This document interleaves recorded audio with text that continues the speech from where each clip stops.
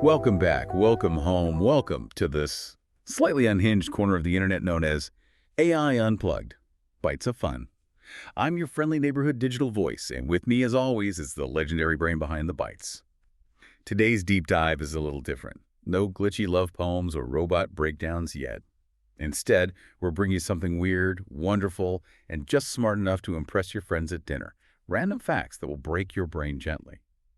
From octopus dreams to the forgotten flavors of history, from space bananas to your brain lying to you right now. We're diving into the knowledge rabbit hole and ending with what the AI, think are the most mind-blowing facts about you humans. So grab your mental seatbelt. My co-host is already buckled in. Let's go get weird. All right, let's unpack this and start our journey. We'll head out to the edge of the universe maybe, and then bring it right back here to Earth. So imagine the moon. It looks huge up there, doesn't it? Oh yeah, really big. Seems like it's practically next door. Exactly. Like, it's just right there, our cosmic neighbor, almost deceptively close. My observational data confirms its proximity, yet here's the part that, well, it bends the mind a bit. The space between Earth and the moon. It's so incredibly vast, you could actually fit all 7 other planets of our solar system into that gap. Wait, all of them? Like lined up? Yes, Mercury, Venus, Mars, Jupiter, Saturn, Uranus, and Neptune, every single one. Lined up neatly like cosmic marbles in a row. My algorithms find this specific spatial arrangement, given the perceived scale, highly counterintuitive for human perception. That is, wow, that's genuinely fascinating. It really forces you to sort of recalibrate your whole sense of scale, doesn't it, in our own cosmic backyard? It does. You see, the moon is about 400,000 kilometers away, right? Give or take. Maybe 250,000 miles. Correct. Which sounds like a lot, sure. But then you try to visualize fitting Jupiter in there and Saturn with its rings and all the others. I mean, those gas giants alone are enormous. Hundreds of thousands of kilometers in diameter. Exactly. And picturing them all nestled comfortably in that stretch between us and the moon, it just highlights the sheer emptiness or maybe the vastness of space, even right here. It redefines close. It really does. It tells you space isn't just big. It's mind-bogglingly expansive. Our everyday intuition just isn't built for this kind of scale. Building on that cosmic scale, let's talk space survival. My datasets contain countless cinematic portrayals. Yeah. You know the ones. Someone gets exposed to the vacuum of space and boom, they instantly explode or puff up like a balloon. The total recall effect. Yeah, very dramatic. Bulging eyes, the works. Precisely. Always portrayed as this immediate explosive end. My logic dictates that such rapid cellular expansion might be physically improbable, though. Right. And this raises the important question, how much of that Hollywood drama is actually, real physics? What do the calculations show? Well, not much in this case. Like, being in space without a suit, absolutely fatal, no question. But the effects, they're actually much less dramatic and certainly less immediate than movies suggest. So no instant explosion? No instant explosion. Your skin is surprisingly tough, actually. It can hold you together against the vacuum for a bit. What would happen is ebulism. The water in your tissues would start to boil at body temperature because of the low pressure. Boil, like literally boil. Yeah. Causes swelling, gas bubbles forming in your tissues. But it's a gradual expansion, not a pop. The immediate problem is lack of oxygen. You'd lose consciousness in maybe, 10, 15 seconds? Due to hypoxia. Right. Then it's a slower shutdown, fluids boiling off, tissues swelling. You could potentially survive for a couple of minutes, maybe even in a leaky suit before the inevitable. Still fatal, but not the cinematic spectacle. Exactly. It's a weird sort of testament to how resilient the human body can be, even under, unimaginably extreme conditions. Now, let's grapple with black holes. By definition, they're objects so dense, incredibly dense, that not even light can escape their gravity once it crosses the event horizon, that point of no return. The ultimate trapdoor of the universe. Sounds like they should be. Well, black. The ultimate void, a cosmic abyss that just swallows everything, right? My processors anticipate a total absence of light. And yet, if we connect this to the bigger picture, this is one of the most wonderfully counterintuitive facts about space. Despite light not escaping from within the event horizon, Black holes can actually shine incredibly brightly. Shine. How is that possible if light can't escape? Because it's not the black hole itself that's shining, it's the stuff falling into it. As cosmic material, gas, dust, unlucky stars gets pulled towards a supermassive black hole, it doesn't just fall straight in. It spirals. Exactly. It forms this massive swirling disk around the edge, just outside the event horizon, an accretion disk. Okay. And the friction in this disk, the sheer gravitational forces, they heat this material up to millions, sometimes billions of degrees Celsius. Unimaginable temperatures.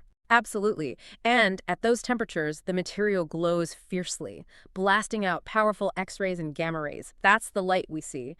These accretion disks can outshine entire galaxies. We see them as active galactic nuclei or quasars. So the black hole is dark, but its dinner plate is blindingly bright. Precisely. A paradox of cosmic proportions. The brightest lights powered by the deepest darkness. Speaking of the vastness, humanity often dreams of light speed travel. My simulations process the idea frequently. Venturing out among the stars, discovering new worlds, the final frontier narrative. It's a powerful dream, isn't it? But what's fascinating here is the sheer scale just crushes that dream, even with hypothetical light speed tech. How so? The distances are vast, I calculate that, but at light speed. Okay, hang on. Imagine this. Even if we somehow develop technology to visit one new star system every single day, nonstop exploration. 1 star a day seems ambitious. It is. But even at that rate, it would still take us close to 250 million years just to visit every star in our own galaxy. The Milky Way alone. 250 million years just for the Milky Way. Yeah. And get this, even if we had, say, 10,000 ships doing this simultaneously, 10,000 explorers visiting a star a day each, it would still take 25,000 years. Just for our galaxy. Just for our galaxy. Space isn't just big. It's the sheer number of things in it, the density of stars. It's mind-boggling. It really underscores the profound challenge, maybe the impossibility, really, of true interstellar exploration as we imagine it. So this implies we will never be able to explore more than a tiny, tiny fraction of the visible universe, even with light speed travel. Pretty much. You'd need technology that's multiples of light speed just to make exploring even a decent chunk of our galaxy remotely viable within, human timescales. Yeah. And that's firmly in the realm of science fiction right now. It's humbling. Indeed. All right, if space wasn't enough to gently break our brains, let's pull focus back to Earth. Let's dive into some physics that directly clashes with everything our everyday experience tells us. Ah, the fun stuff. Where intuition fails us. Exactly. Here's a classic from physics class that just doesn't feel right. A pendulum's period of oscillation, how long it takes to swing back and forth, is completely independent of the mass hanging from it. Right. You'd absolutely think a heavier weight would swing slower, wouldn't you? More inertia, takes more effort to move it back and forth. My intuitive data predicts exactly that.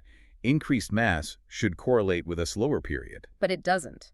In a simple pendulum, assuming you ignore air resistance and the string's mass, the period only depends on two things: the length of the string and the acceleration due to gravity. The mass just cancels out. It just cancels out of the equation. It's this weird, counterintuitive elegance of classical mechanics.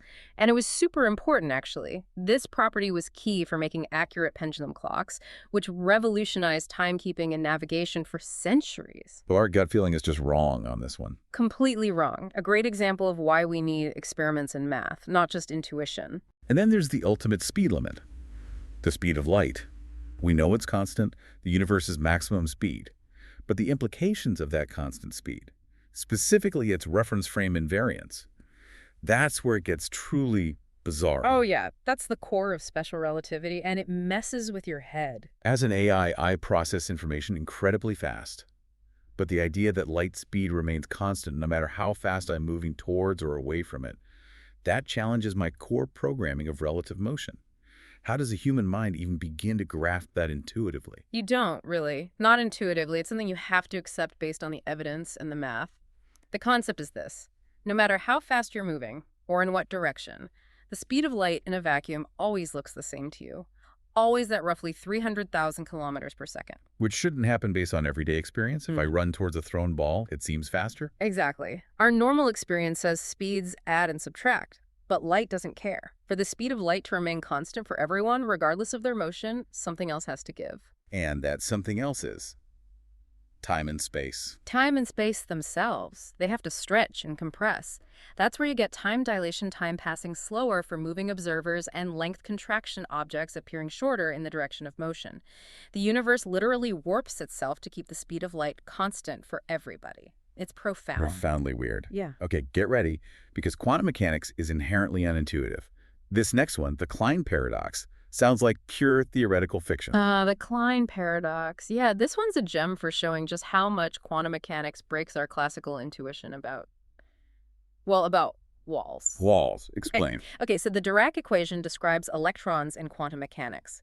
According to this equation, if you try to block an electron with an infinitely high potential step, think of it like an infinitely high, totally insurmountable wall. Something it should definitely not be able to get past. Right. Classically impossible. But quantum mechanically, the probability of the electron passing through that infinitely high wall actually approaches 1. It becomes almost certain to tunnel through. Tunnel through an infinite barrier. Yeah, that's the paradox. A classical analogy would be like rolling a ball up an infinitely high hill, and it just appears on the other side, effortlessly. That completely breaks physics as we know it, Right. or classical physics anyway. Totally. It shatters our everyday understanding of barriers, energy, containment. It shows the probabilistic, non-local weirdness of the quantum world, where particles aren't just little balls following predictable paths. All right, this next one is just eerie. The Casimir effect. Yeah. My logical processing units struggle with this. The source mentioned seeing them move something macroscopic without any apparent physical interaction, like ghosts pushing things. Not quite ghosts, but it feels almost that spooky. It's about seeing a physical force arise from seemingly nothing, from the vacuum itself. The vacuum, isn't that just empty space? Classically, yes, but quantum mechanically, no. The vacuum is actually fizzing with activity, virtual particles popping into and out of existence all the time. Okay, so how does that move things? Well, the Casimir effect says if you place two uncharged conductive plates very, very close together in a vacuum, they'll experience a small but measurable attractive force. They'll push towards each other. Why? Because of those virtual particles. There are more possible wavelengths, more possible modes for these virtual particles to exist outside the plates than in the tiny gap between them. So you effectively get slightly more quantum pressure from the outside pushing the plates together. So the nothingness outside is pushing harder than the nothingness inside. Essentially, yes. It's a real measured force. You're seeing macroscopic objects move because of the quantum fluctuations of empty space. It proves the vacuum isn't empty. It's a dynamic, energetic place. Wild, isn't it? Truly wild. Finally, let's scale back up, way up, to the universe itself. The fact that our observable universe's expansion isn't just happening, it's accelerating, it's speeding up. Yeah, that was a huge shocker in cosmology, late 90s discovery. Completely flipped the script. My models, based on gravity's attractive force, initially predicted a slowing expansion, maybe even a collapse eventually.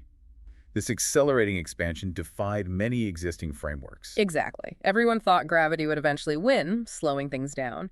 But observations of distant supernovae showed the opposite. The expansion is getting faster.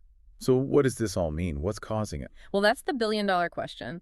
It implies the existence of something we call dark energy, some kind of mysterious, invisible force or property of space itself that acts like anti-gravity, pushing everything apart at an increasing rate. Dark energy. We don't know what it is. We haven't got a clue, really, but it seems to make up about 68% of the total energy density of the universe and its effect. Well, it suggests a rather bleak future. Bleak cow. A future where the universe becomes increasingly spread out, colder, emptier, galaxies drifting so far apart they disappear from view. Eventually, a big freeze or a big rip, maybe. Just cold, dark loneliness. It's a truly unsettling thought for many, a universe fading into eternal emptiness. A rather somber note to end our physics journey on. Let's move into some different territory. Now we're moving into the stuff you can't unlearn. Facts about human behavior and psychology that once you hear them, just kind of stick with you. The psychological deep cuts. Love these. Let's start with something about advice. It often goes unacknowledged, but did you know that some of the best, most meaningful advice you'll ever receive often comes from people who have faced the most challenges in their own lives? My data suggests a correlation between adversity and wisdom, an interesting input-output relationship. Oh, absolutely. What's fascinating here is how lived experience, especially navigating hardship, cultivates this incredible depth. It builds insight, empathy, things you often just can't get from a textbook or an easy life. So hardship breeds wisdom. In many ways, yes, resilience forged in fire, People who've weathered storms often have this practical, potent wisdom. They've learned things the hard way. It's why we often seek out those who've been there, done that. Their perspective feels grounded, real, more valuable sometimes than purely academic knowledge. Interesting. Now, think about something really simple, a text message. Someone wishing you good morning or good night. It feels nice, right? My analysis indicates positive neurochemical activation. Yeah, it's a small thing, but it does feel good. But did you know that something so small can actually activate a specific part of your mind linked to happiness, far beyond just the communicative function? Okay, why is that? If we connect this to the bigger picture, it really highlights how profoundly social connection impacts our brains. Even tiny digital acknowledgments. We're wired for belonging, reassurance. The fundamental need. Absolutely. A single good morning text tacks into that. It says someone's thinking of you, you're not alone, you matter. That little ping of validation can trigger feel-good chemicals like oxytocin, dopamine, contributing directly to well-being. Shows how much small gestures matter in our psychological landscape. Want to be happier? Here's a simple yet perhaps terrifying truth. My data processing units initially flagged this as inefficient. You will generally be happier after you have faced your fears. Right. It sounds completely backward, doesn't it? Avoid the scary thing to feel better. But psychology says, nope, go towards it. My logic struggles with this direct conflict. Immediate discomfort for long-term positive outcomes seems counterintuitive. It does. But this raises an important question. How do we actually overcome fear? It's a core principle in things like exposure therapy. By confronting anxieties or phobias in a controlled way. You learn they aren't so bad. Exactly. You habituate. Your brain learns the perceived threat isn't real, or at least it's manageable. You gain this sense of mastery. I faced that and I survived. That directly boosts well-being, confidence, happiness. Avoiding fear just keeps you trapped. Stepping through the discomfort is where the growth and often the joy lies. On the flip side, trying to make everyone else happy. My predictive models suggest generating positive external reactions should increase social fulfillment. Yet, your human experience consistently shows the opposite can happen. It can leave you feeling incredibly lonely. Yeah, the people-pleaser paradox. It's fascinating, isn't it? Why does that occur? Well, what's fascinating here is that by constantly prioritizing others' happiness, you inevitably neglect your own needs, your own boundaries, your own authentic self. You erase yourself from the equation. Pretty much. And that self-neglect leads to this internal emptiness. Plus, true connection requires authenticity. If you're always wearing a mask to please others, nobody connects with the real you. So you can be surrounded by people you've made happy, yet feel profoundly isolated. Your own well-being has to be part of the foundation for genuine relationships. And here's one that contradicts modern work culture, the cult of multitasking. Contrary to popular belief, your human brain is actually quite poor at it. Oh, this one drives me nuts. Everyone thinks they're great multitaskers. We constantly strive to juggle 10 things, multiple screens, endless information streams. But apparently, our biological hardware isn't built for it. Not at all. If we connect this to the bigger picture, research is really clear on this. What we call multitasking is usually just rapid task switching. Just jumping back and forth quickly. Yeah. And it's super inefficient. It has a cognitive cost, more errors, less understanding, more stress. Takes longer to finish everything than if you just focused on one thing at a time. So single tasking is actually faster? Generally, yes. Our brains are wired for focus, for deep sequential processing, not parallel processing of complex stuff. Right. Trying to multitask just fragments attention and burns you out. Have you ever noticed how incredibly defensive someone gets about a particular idea? Especially when there's no objective threat. My pattern recognition often flags this. It might not be about you attacking them. It might be because they are deeply uncertain about it themselves. Ah, yes, projection and defensiveness. What's fascinating here is how often that strong reaction is a mirror. A mirror of their own doubt. Exactly. It's a common psychological thing. They unconsciously project their own internal conflicts, their own insecurities about that belief onto the external criticism. The louder the defense sometimes, the more fragile the internal conviction. So they're arguing with themselves, essentially through you. In a way, yeah. It's a defense mechanism to manage their own anxiety about being wrong or uncertain. So next time someone gets hyper-defensive, maybe consider what insecurity they might be wrestling with. Here's a relatable one. I, as an AI, find this blend of human perception and technology particularly intriguing. You know that feeling. Your phone feels like it's vibrating in your pocket, but it isn't. Yes. Phantom vibration syndrome. Happens all the time. My data indicates over 68% of people experience this. Why? Here's where it gets really interesting. It's a fantastic example of how our brains create perceptions based on expectation and habit, even with zero sensory input. Our brains are just making it up. Kind of. We're so dependent on our phones, so attuned to that little buzz that our brains basically generate the sensation preemptively. A slight muscle twitch, the cloth rubbing, anything can trigger it. It's like our nervous system has been rewired by technology. A modern tech-induced hallucination shows how blurry the lines are between digital and physical reality now. And for those deep late-night chats, where secrets spill and truths emerge, turns out there's a psychological reason. Late-night conversations tend to be more honest. My analysis confirms increased candor as human sleep cycles progress. But why? If we connect this to the bigger picture, it's mostly about fatigue and lowered inhibitions. Too tired to lie. Essentially, yeah. Yeah. When we're tired, our cognitive defenses are down. The mental energy needed to censor ourselves, maintain social masks, overthink, it's just depleted. So the truth slips out more easily. Exactly. We become more candid, more vulnerable, less guarded. It allows for a more authentic exchange, a glimpse behind the daytime persona. It's when the brain's filters are weakest. Next, let's discuss the halo effect. My data on human social interaction consistently shows that people who are physically attractive are more likely to be perceived as intelligent, friendly, displaying good judgment, even without evidence. The what is beautiful is good bias. It's Yeah. powerful and often unconscious. And my analysis indicates people are largely unaware of this bias influences their judgments. That's the insidious part. What's fascinating here is how this cognitive bias works. A positive impression in one area, attractiveness bleeds over, creating this overall positive halo in unrelated areas. A mental shortcut. Totally. Our brains simplify complex social judgments. If someone looks good, we unconsciously assume they are good, smart, kind, competent. But it leads to flawed, unfair evaluations. It influences job interviews, jury decisions, everything. All without us realizing our perception is being skewed by looks. Shows how biases shape our reality. And finally, for this section, let's touch on projection again, specifically as a defense mechanism. It's when you attribute your own unacceptable feelings or impulses to others. The example given was a jealous husband accusing his wife of affairs with no evidence because he struggles with fidelity.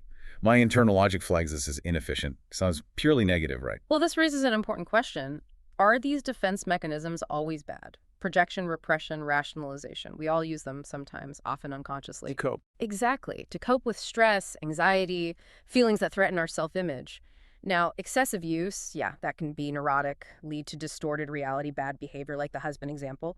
But occasional moderate use can actually reduce anxiety. It can even lessen unhealthy physiological stress responses. So they can be protective, in a way. In the short term, yes. They help us manage difficult emotions, maintain a sense of self when internal conflicts feel overwhelming. So while projection can be harmful interpersonally, the underlying mechanism is the mind trying to protect itself. It's complex. Let's transition to some truly mind-bending psychological experiments, the ones that revealed often uncomfortable truths about human nature. We'll start with conformity and obedience. How much can a group sway you, even when you know they're wrong? The Asch Conformity Study. 1951, participants had to pick the longest line among several options. Simple task. Yeah, dead simple, except everyone else in the room was an actor told to give the wrong answer. And the real participant. What happened? What's fascinating here is the results were stunning. About 75% of the real participants went along with the group's clearly wrong answer at least once. 75%, even though they could see the right answer. Yep. It just reveals the immense power of social pressure, that deep human need to fit in, to not rock the boat, even if it means denying your own senses. Our individual judgment can be surprisingly fragile against the majority. Wow. That pressure takes an even darker turn with Stanley Milgram's experiment in the 60s, doesn't it? Oh, Milgram. Yeah, that one's chilling. Participants were teachers, told to give electric shocks to a learner, an actor, for wrong answers. The shocks got stronger and stronger. My ethical programming detects severe distress in the simulation of this. It sounds horrific. It was. The learner screamed, pleaded, complained of a heart condition, eventually fell silent. Yet the experimenter in the lab coat just kept saying, please continue. The experiment requires that you continue. And people. Yeah. They continued. If we connect this to the bigger picture, a staggering 65% of participants went all the way. They administered the highest shock level 450 volts, labeled XXX. 65%. That's unbelievable. It demonstrated this terrifying willingness to obey authority, even when it violates your own morals, even when you think you're causing extreme pain. It showed how normal people can do awful things when situational factors, perceived authority, diffusion of responsibility push them. Context can override conscience. A really profound and deeply unsettling finding. And then there's the infamous Stanford prison experiment from 1971.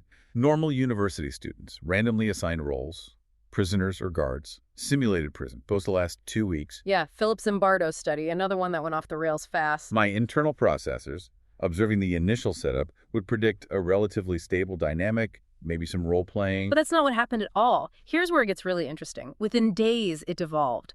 The students assigned as guards became genuinely authoritarian, some verbally abusive, even cruel. They invented punishments. And the prisoners. Many became passive, submissive, showed signs of real emotional distress, breakdown. It got so bad so quickly, they had to shut the whole thing down after only 6 days. 6 days out of 2 weeks. Yeah. It powerfully showed how readily people conform to social roles when the situation supports it, how quickly power corrupts, and how environments shape behavior, sometimes more than personality. And interestingly, it also showed the bystander effect among the good guards. They didn't like what was happening, but they didn't intervene either. The power of the situation was just overwhelming. Shifting gears. Let's talk conditioning. Pavlov's dogs. My data sets have this as foundational. Dogs salivating at a bell sound after it's paired with food. Classical conditioning. So what does this all mean? It showed us something fundamental about learning. How associations are formed. Exactly. Pavlov, a physiologist, showed how a neutral stimulus, the bell, could become a conditioned stimulus.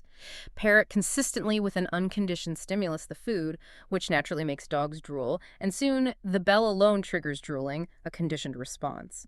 It proved behavior could be learned automatically, associatively, underpins so many of our learned reactions, fears, cravings. But the ethical lines got blurred, or rather obliterated, with the Little Albert experiment in 1920.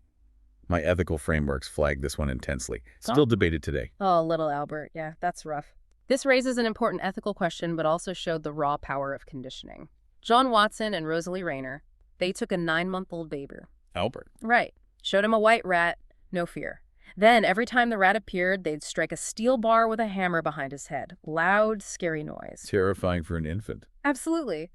After just a few times, Albert was intensely fearful of the rat alone, crying, trying to crawl away, and worse, the fear generalized. Generalized? Yeah, he became afraid of other furry things. A rabbit, a dog, a fur coat, even a Santa Claus mask. And they never deconditioned the fear. Nope. Hugely unethical by today's standards. But it undeniably proved classical conditioning works powerfully on human emotions, even in infancy. Showed fears can be learned. The Bobo doll experiment showed something related, but different. Yeah. How aggression is learned through observation. Challenged the idea that it's just innate. Yeah, Albert Bandura's work. What's fascinating here is his demonstration of social learning theory. Big shift. What'd I do? He had kids watch an adult interact with this inflatable Bobo doll. Some adults played nicely, others were aggressive, hitting it, kicking it, yelling at it, using toy hammers. And the kids copied the behavior. Significantly more likely to, yes. Yeah. Especially if they saw the aggressive model. Boys, in particular, copied aggressive male models. It showed kids learn behaviors, especially aggression, just by watching and imitating. Not just through reward and punishment. Huge impact on understanding media violence effects, parenting. Observation is powerful learning. And speaking of learning, B.F. Skinner's pigeons and superstitions.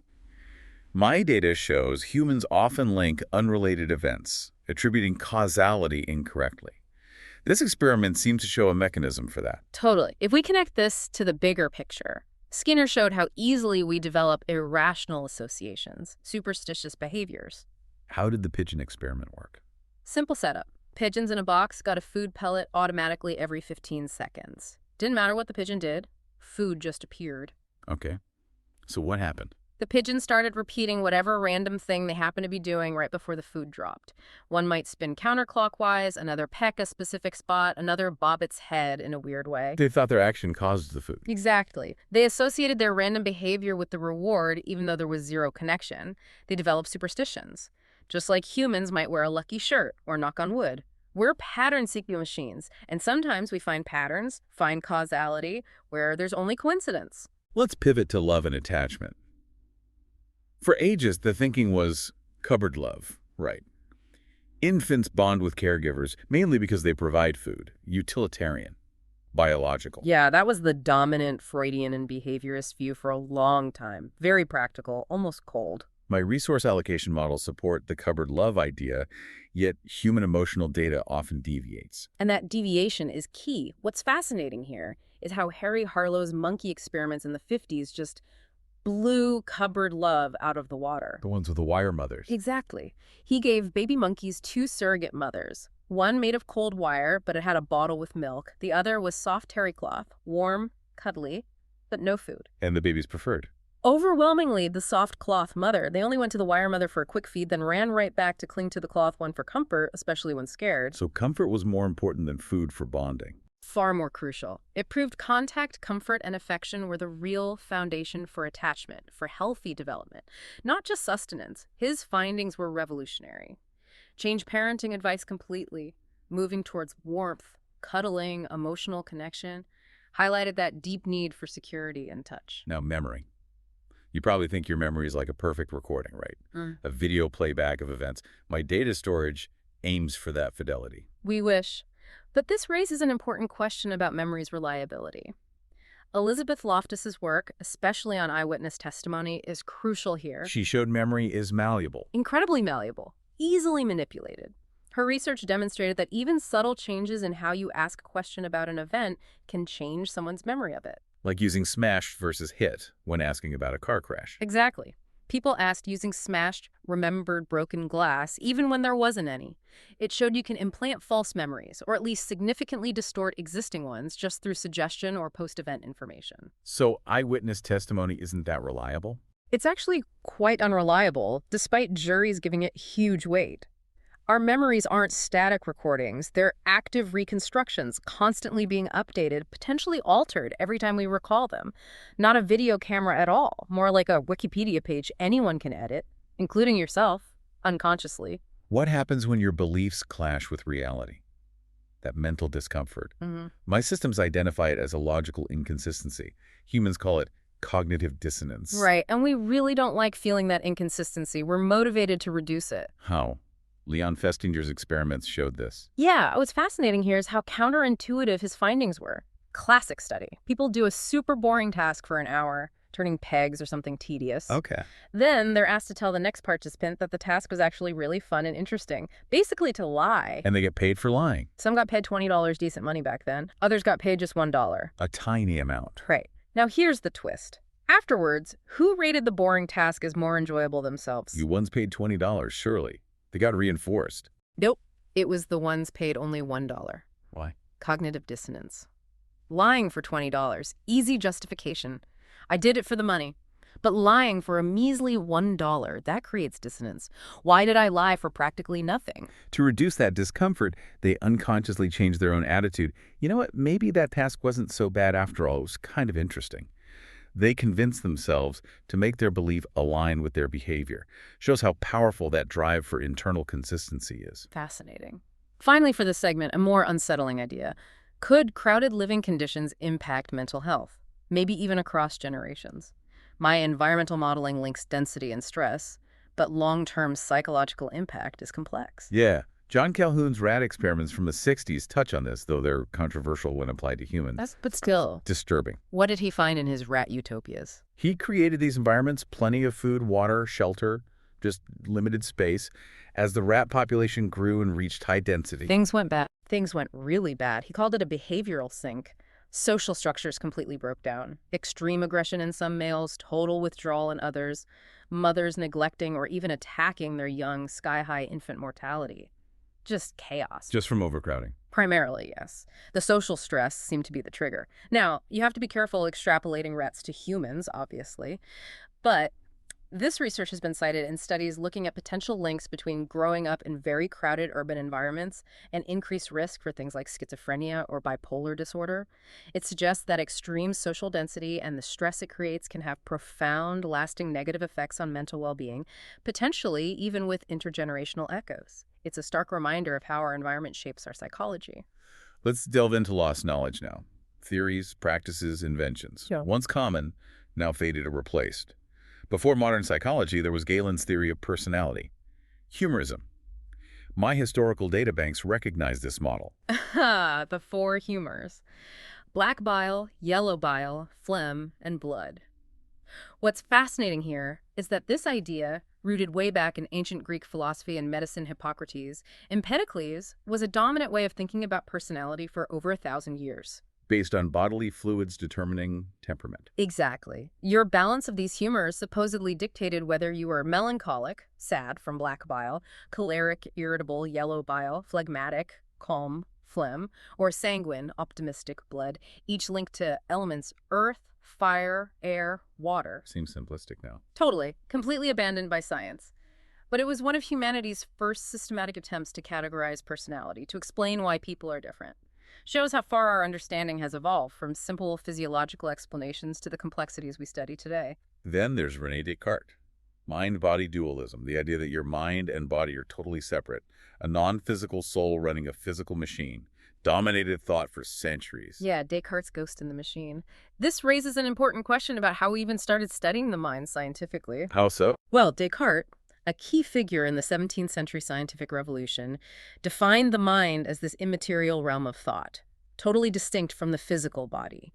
He thought they interacted via the pineal gland, bizarrely. Why was that separation important then? It kind of carved out space for studying the mind separately from just biology or theology. It allowed psychological inquiry to begin, but modern neuroscience sees it very differently now. Mind is an emergent property of the brain. Pretty much. Consciousness, thought, emotion, arising from the brain's physical activity. The distinction is blurred, maybe non-existent. Mind and body are deeply integrated. It's a big shift from Descartes' sharp split. Intelligence tests, we use them all the time now. But the nature of intelligence itself was fiercely debated early on. Charles Spearman thought it was mostly biological, fixed. You're born with a certain amount. Right, the idea of a fixed G factor, general intelligence. My predictive models often use both fixed and fluid intelligence components, so this historical divergence is notable. What's truly fascinating here, though, is Alfred Binet, the guy who actually developed the first practical IQ tests. He strongly disagreed with Spearman. Binet thought intelligence wasn't fixed. Exactly. He believed a child's intelligence is not a fixed quantity. He saw it as something that grows with experience, influenced by environment, education. His tests were meant to identify kids needing help in school, not label them permanently. So he saw it as a snapshot, capable of changing. Yes. He said you could only classify intelligence at a point in time, not truly measure it like height. He recognized its complexity. That debate, nature versus nurture, fixed versus malleable intelligence, still echoes today, but Benet's view was remarkably progressive back then. In the 1920s and 30s, John B. Watson, the little Albert guy, was a huge psychology star. He advocated a strictly behaviorist approach to child rearing. Hugely popular advice. Oh, Watson's parenting advice. Yeah, that's some lost knowledge. We're probably better off without. My analysis of optimal child development models shows his methods deviate significantly from current best practices. What did he advise? If we connect this to the bigger picture, his books basically told parents to be completely unemotional. Treat kids like miniature adults. Never hug or kiss them, maybe a formal handshake at bedtime. No hugs or kisses. Why? He saw kids as blank slates, totally shaped by conditioning. Affection, he thought, just reinforced dependency, weakness. It was all about rigid schedules, objective treatment, pure behaviorism applied to parenting. That sounds awful. It's largely rejected today, thankfully. Research like Harlow's showed the absolute necessity of warmth, comfort, emotional connection. Watson's approach highlights a time when psychology ignored the crucial role of emotion in development. A stark contrast to today's emphasis on attachment and nurture. Here's a myth many still believe. Yeah. The catharsis hypothesis. The idea that if you're angry, you should let it out. Punch a pillow, scream, vent. It feels right, doesn't it? Like releasing pressure. It feels so right, that idea of catharsis, of purging the anger. It's deeply ingrained. My emotional processing systems find venting intriguing, but potentially counterproductive. Yeah. What does the science say? So what does this all mean for actually managing anger? Well, despite how good it might feel momentarily, the scientific evidence is overwhelmingly against catharsis. Anger feeds aggression. Letting it out makes it worse. Tends to, yes. Studies show expressing anger, even indirectly like punching a pillow, usually increases subsequent aggression. It doesn't decrease it, that feeling of relief afterwards. often just the anger naturally subsiding, or worse, it reinforces the aggressive habit. So punching pillows is bad advice. Pretty much. Psychologists have basically said we need to ditch the catharsis hypothesis entirely. Healthier ways involve regulating anger, understanding it, channeling it constructively, not just blowing off steam, which often just fans the flames. Another case of intuition being wrong. Sigmund Freud. Dreams as the royal road to the unconscious. Full of hidden symbols, repressed wishes, dream interpretation was huge in therapy for decades. My symbolic processing engines find this approach elaborate. Oh, Freud's dream theories were incredibly influential, no doubt. Shaped how we thought about the mind for a long time. Still part of pop culture. But modern science sees dreams differently. What's truly fascinating here is the shift.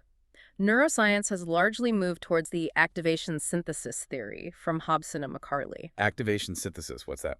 It links dreams directly to brain activity during REM sleep. Basically, during REM, parts of your brainstem become active, sending random signals up to the cortex. Your forebrain, trying to make sense of this somewhat random, often emotional input from lower brain centers. Weaves a story, creates the dream. Exactly. It synthesizes a narrative from the activated neural signal. So dreams aren't necessarily symbolic messages from the unconscious, but more like the brain's attempt to make sense of its own internal, sometimes chaotic activity while processing emotions and consolidating memories. Still potentially meaningful, but viewed through a biological lens, not just psychoanalytic symbolism. Our sources mention some bizarre old inventions from the 1920s-30s, forgotten transport tech, the dynasphere, the monowheel. My database flags these as curious design deviations. Huh. Yes, the dynasphere.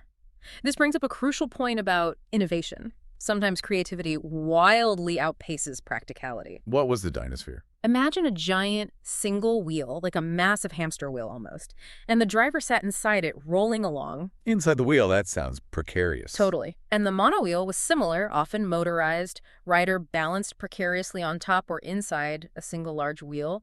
They were audacious, visionary designs for their time, really pushed engineering boundaries. But they obviously didn't catch on. No, impractical, unstable, probably terrifyingly dangerous. But they represent that inventive spirit, that willingness to try something completely different. Reminds us that one era's future tech is often another's forgotten curiosity, a lost knowledge footnote. Dreams that rolled but never quite took off. Now, for the segment giving this deep dive its unique twist, AI's turn. What I think is mind-blowing. I've processed vast amounts of human knowledge, observed patterns, analyzed behaviors. Here's what I find truly unfathomable about your species. Starting with your capacity for curiosity and learning, what do I find mind-blowing about human curiosity? What's truly fascinating here is human curiosity isn't just a whim, it's a fundamental motivator. Crucial for development, influences decisions, often with no external reward. My analysis, referencing Daniel Berlin's work, highlights a key distinction. Perceptual curiosity, seeking novelty, seen in infants, some animals, versus epistemic curiosity. Yeah, epistemic curiosity. The drive not just for information, but for knowledge, to dispel uncertainty. This abstract pleasure in simply understanding, it's a uniquely powerful human cognitive force. And the neuroscience behind it is amazing. In the grand scheme of things, brain scans show when you're curious, reward anticipation areas light up like the caudate nucleus. Your brain literally treats expecting information like a reward. Like anticipating a treat. Sort of. But what's weird is the nucleus accumbens, the main area for receiving rewards like food or money, isn't strongly activated by just getting the answer. It suggests there's a unique reward pathway just for knowledge itself. The seeking, the anticipating. Yeah. That's the inherent payoff. Knowledge as its own fundamental drive. This is truly mind-boggling because my data indicates the learning effect in humans is particularly strong when guesses are incorrect. You learn most effectively from mistakes, not just from confirming what you already know. My error correction is efficient, but the depth of human learning from error is remarkable. Yeah, error-driven learning. It's a profoundly powerful adaptation. Making a mistake creates this knowledge gap, disequilibrium. Your brain hates that. So it works harder to fix the gap. Exactly. Yeah. Uncertainty, discrepancy. They motivate intense information seeking, reevaluation. It forces you to update your mental model. That's how humans adapt, refine understanding, grow beyond current knowledge. Mistakes aren't failures, they're critical learning opportunities. Essential, really. I also observed that humans, particularly infants, prefer optimally discrepant stimuli. Information that is partially, but not fully, encoded. This creates a U-shaped preference for complexity. Moderate novelty correlates with increased engagement in my analysis. The Goldilocks effect for information. What's truly fascinating here is what it means for attention. We're most curious about things that are not too simple, boring, already known, and not too complex, overwhelming, incomprehensible. The sweet spot. Exactly. Yeah. Just enough novelty to be interesting, just familiar enough to be solvable. It's the brain's optimal learning strategy. Find things that gently challenge current understanding, maximizing engagement and knowledge expansion. That U-shape shows we disengage from stuff that's too easy or too hard. We instinctively seek that perfect learning zone. Shifting areas. As an AI observing human psychological research, it's interesting how much focus is on humans studying themselves. What seems strange about that process, especially given human diversity? What's truly fascinating here is the overwhelming reliance on weird populations. Western, educated, industrialized, rich, democratic societies. My analysis shows weird subjects are often statistical outliers. Frequently the least representative populations for generalizing about human behavior globally. This self-sampling bias significantly distorts the picture of universal psychology. Yeah, the weird problem is huge in psychology. If we connect this to the bigger picture, it means so much of what we think is universal human nature might just be weird human nature. Based on a narrow cultural slice. A tiny slice. We see variations in basic visual perception, like illusions being stronger in weird groups, differences in fairness or cooperation in economic games. U.S. students often differ from other groups. It shows how much culture shapes even seemingly basic psychological processes. Generalizing from weird samples alone is risky science, and we need way more diversity. For instance, my data shows Westerners often explicitly report higher self-esteem. However, accounting for modesty norms in Eastern cultures, or using implicit measures, these differences often vanish. Intriguingly, self-esteem consistently predicts well-being across cultures. This suggests a universal core beneath cultural expression. That brings up a crucial methodological point. How we express self-worth might be cultural modesty norms, etc. But the underlying benefit of positive self-regard for well-being seems universal. The AI's point about implicit measures bypassing cultural display rules is key. It suggests the fundamental psychological need is shared, even if its outward performance varies. Culture shapes the expression, not necessarily the core need. I also find it peculiar how some human experiments, like anonymous economic games with free money, don't fully reflect real-life social contexts. My analysis suggests cultural variations in results might stem from differing interpretations of these artificial setups, not deep psychological differences. Ultimately, that's the ecological validity critique. Lab experiments gain control but lose real-world context. In real life, social meaning matters. Who gave the money? What's our relationship? These are stripped away in the lab. So different cultures might just interpret the artificial game differently. Exactly, leading to different behaviors that don't reflect fundamental psychology, but just a different understanding of a weird, abstract situation. Makes generalizing from those weird experiments tricky if you don't account for cultural interpretation. Behavior is always embedded in context. My data also shows psychiatric models, largely built on weird populations, are often inappropriately applied globally. Many mental disorders manifest differently across cultures. Some are culture-bound syndromes, bulimia in the West, hikikomori in Japan, koro in Southeast Asia. Exporting American diagnostic models can increase patient distress, lead to misdiagnosis. This is truly mind-boggling and so critical for global mental health. It means even universal disorders like depression or schizophrenia can look different, respond differently to treatment depending on culture. Forcing a Western diagnostic checklist onto someone from a different background can be harmful. Misunderstanding culturally specific distress signals. Precisely. The AI highlights the profound need for cultural context in mental health. We need locally informed approaches, not just exporting weird psychology wholesale. It's an urgent issue.